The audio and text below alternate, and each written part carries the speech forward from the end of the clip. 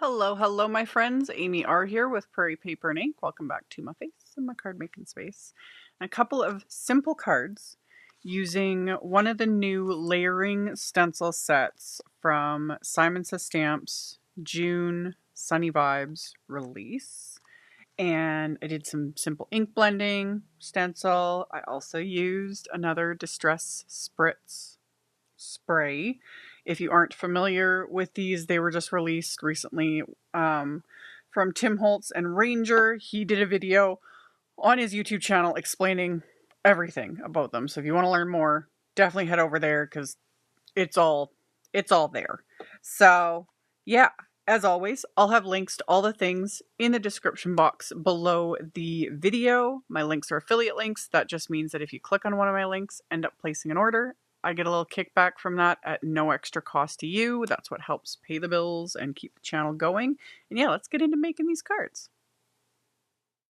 So I'm using the Sunshine layering stencil set, and I've got some panels of Simon Smooth White cardstock. These are A2 panels, and then my Altenew Ultra Sticky Grip Mat, whatever. Just something to stick the cardstock and the stencils too, so I don't have to tape anything down. I've shown these grip mats in many videos, many different brands of them. They're all awesome. Choose which one you like. Can't recommend them enough. So I've got my cardstock, I've got the first stencil, and I'm using, this first color is Zest Positively Saturated Ink. And I'm blending that on with one of my blending brushes, and then I'm going in with grapefruit ink and creating sort of, an ombre look to blend those colors together. And these end up being like quite simple cards, but like I've said with layering stencils, there is something just ridiculously satisfying.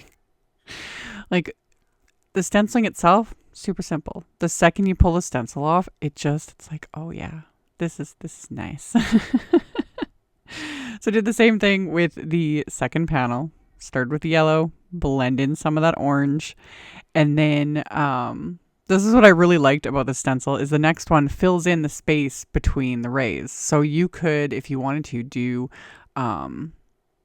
more sort of yellow and orange shades, like just make it really intense, or do like I'm doing, and this time I'm using like kind of blue and purple. So this first one is Surf, and blending that on, and then I'll go in with Orchid and blend that down and do the same thing, kind of create that bit of an ombre look. And everything looks like a hot mess until you pull the stencil off, and it's just like, yes, love it. Love it. You could totally do this directly onto the card base itself. I get asked that at times, like, why do you do it on a separate panel of cardstock? Why don't you just do it on the card base? 99% of the time, because I'm a klutz. And it's guaranteed usually that I'm just going to end up getting, smears and just make a mess on the card base. It's nicer to do it separately. Also, because I wasn't 100% sure either, this could easily be made into like flat shaker cards. You stencil this whole background and then create a flat shaker, which I've done a bajillion videos. I did a couple this month alone doing flat shakers, but decided again against it. Just I wasn't in the mood for it, but it would work. It would be nice. So the final stencil, I skipped adding the clouds because I want to add like a bunch of splatter and stuff. But the final stencil, I did honey ink, so just a deeper yellow, and then I blended it in watermelon, which creates just the prettiest color. So blended all that on, and there we go, 2 backgrounds done. But I'm not going to stop there. I'm going to add some Distress Spritz. This one is the Fossilized Amber, which is basically just gold. It's so pretty. It's so pretty.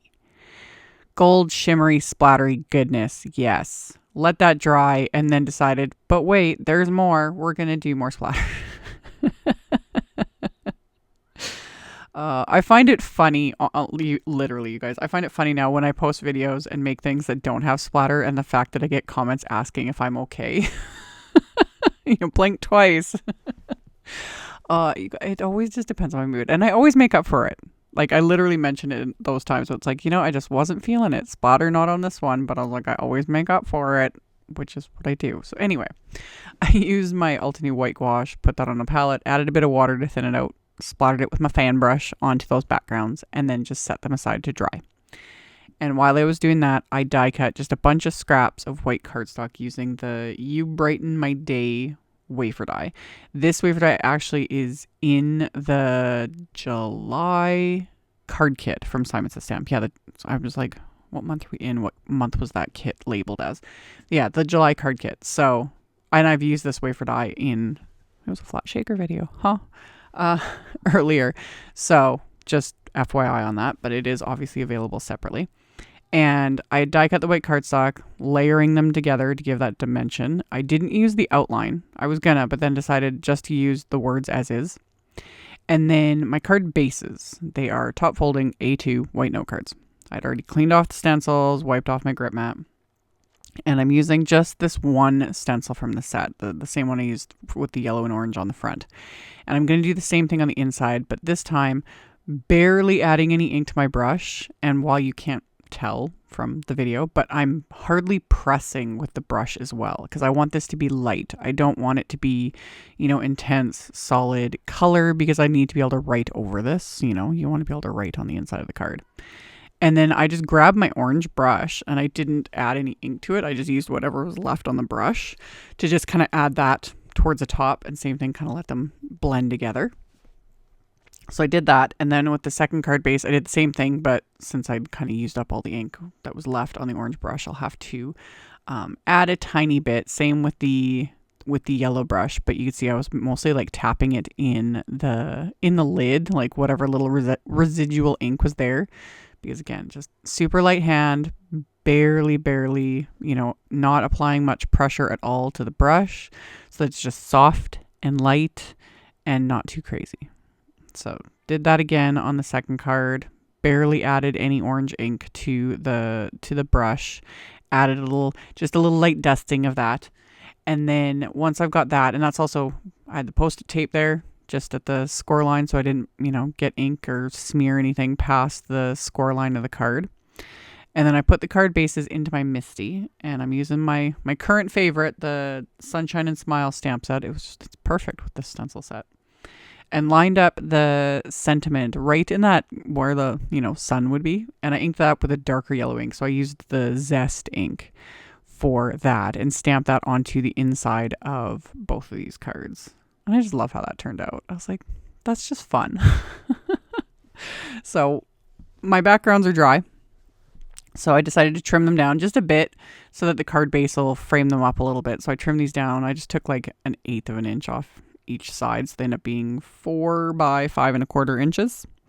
So you could just adhere them as is to the card front as well. I thought about it, but I liked the white border. It just, again, it frames it, plus it also makes the sentiment pop a little bit too, because I'd also contemplated like ink blending on the sentiments, but I decided to keep them white because again, they'll just kind of pop a little bit against, the solid color background.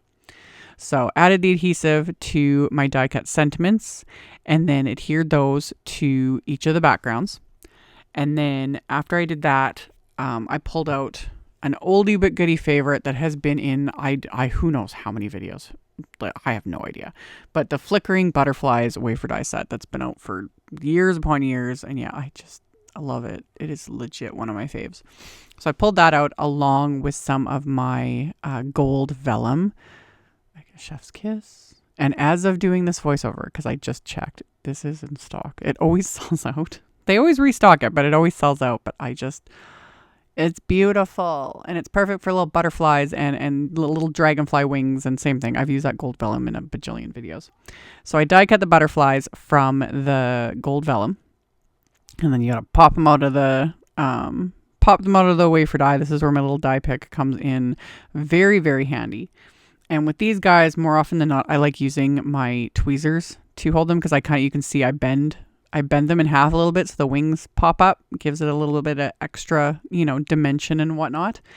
And once I had them kind of where I wanted them to be on the card, I use my reverse tweezers to hold the little butterfly wings, and then I add just a little dab of glue right to the center.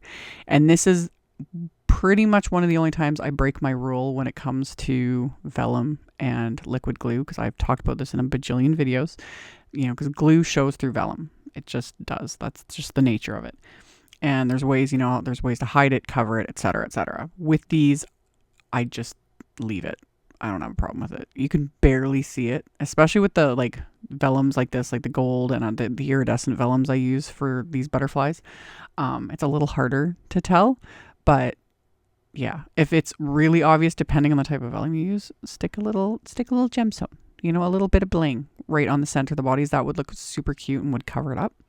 But yeah, like I said, I have no problem with how it looks. It's fine. So got those adhered my panels to my card bases, and then decided to add just a little more bling, because why not? So I'm using the mermaid tail confetti from Simon's new release, and kind of just figured out my placement. They always look so much darker on camera, mostly because they're so reflective. So my camera's just like, yeah, no, just no. So got my placement, placed them kind of mostly around the sentiment, adhered them into place with little dabs of the craft tacky glue, just picking them up with my embellishment wand. And then once those are adhered into place, these cards are complete. And I'll show you the shimmer. You can actually see it in the photos, because it's hard to capture sometimes, but I'll also turn on my flashlight so you guys see like the backgrounds are completely sparkly. It's also why I didn't want to do them as a flat shaker, because I wanted, you need to see the sparkle. You need to experience it. Love it. Love it. Shimmery, fabulous goodness. These were fun to make. So, as always, I'll have links to all the things in the description box below the video, so you can just expand that. They'll all be there. There'll be a link to the blog post, etc. That's all below. Thank you all so very much for taking the time to watch my videos, for thumbs upping and commenting. It helps a ton, and I really appreciate it. Subscribe if you haven't. I'd love to have you. And I'll see you all very soon in the next one. Bye.